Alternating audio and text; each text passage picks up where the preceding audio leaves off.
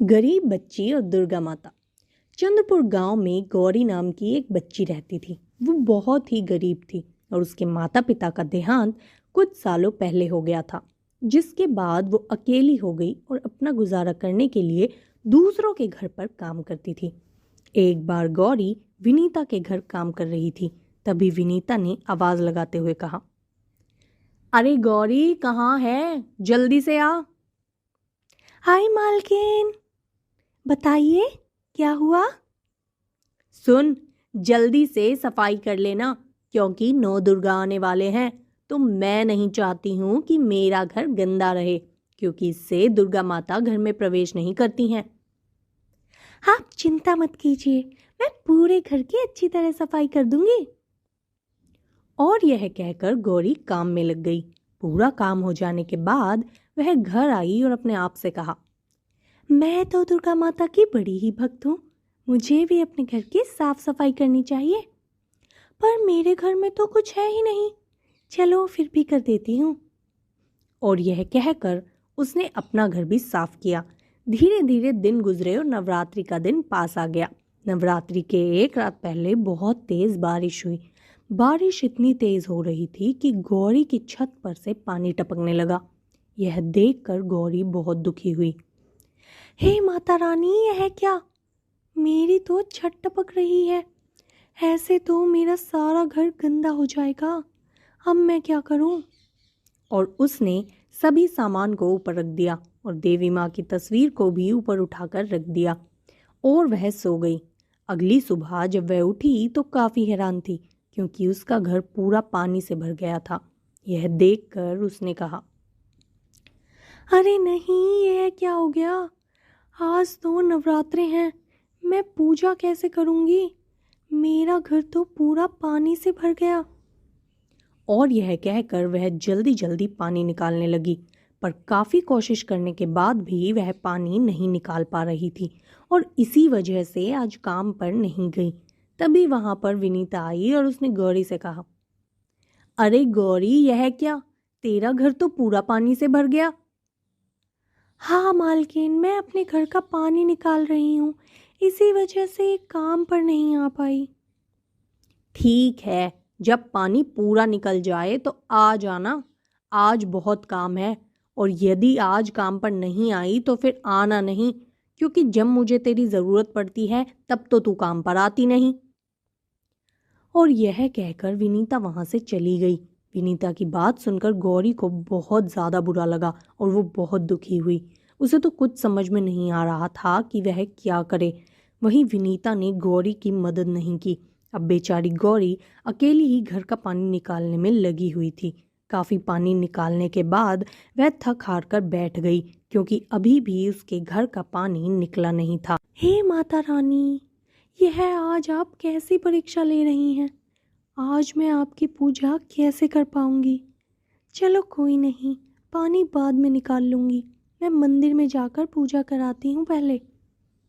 और यह कहकर गौरी मंदिर में चली गई और मंदिर में माता रानी की पूजा करने के बाद वह घर आ गई तो उसकी आंखें फटी की फटी रह गई, क्योंकि वहाँ जितना पानी वो निकाल कर गई थी उतना पानी फिर से आ गया। अरे नहीं, यह कैसे हो गया?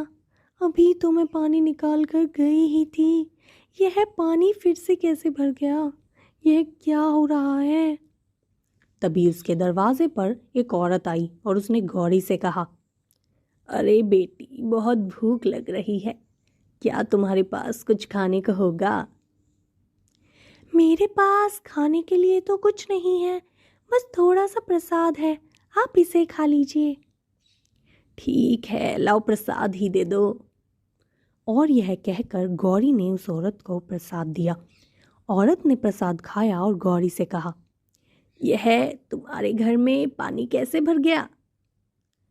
मेरी छत टपक रही है, इसी वजह से पूरे घर में पानी भर गया।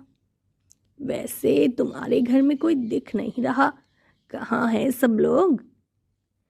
मैं अकेली ही रहती हूँ, मेरे माता पिता का देहांत बहुत पहले ही हो गया था। यह सुनकर औरत उसके घर में इधर उधर देखने लगी और उसने पाया कि गौरी ने ऊंचे स्थान पर देवी माँ की स्थापना कर रखी थी। वहीं उसका सारा सामान बिक गया था क्योंकि उसका सारा सामान ज़्यादा ऊंचाई पर नहीं था।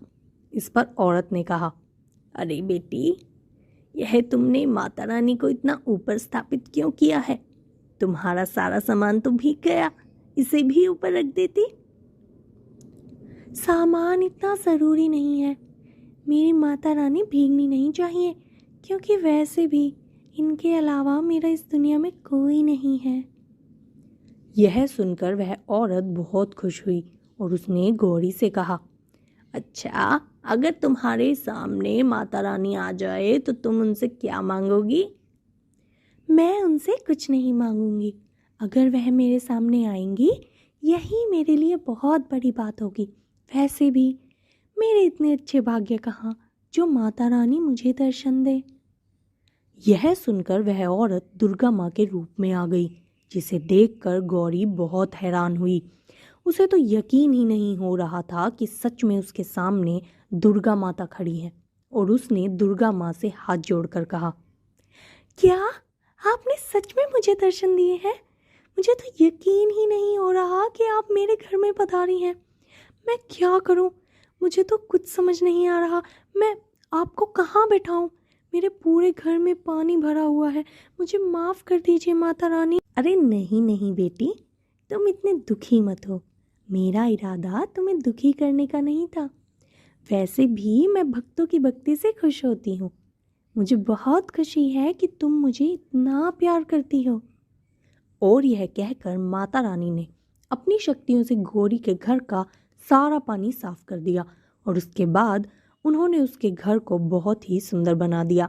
यह देखकर गौरी बहुत खुश हुई और उसने माता रानी से कहा, आइए आइए बैठिए, मैं अभी आपके लिए खाना बना कर लाती हूँ।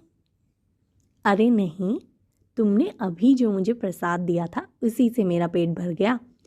अब खाने की आवश्यकता नहीं, उल्टा मुझे तुम्हें पकवान खिलाने चाहिए, क्योंकि तुम भी तो मेरा ही रूप हो।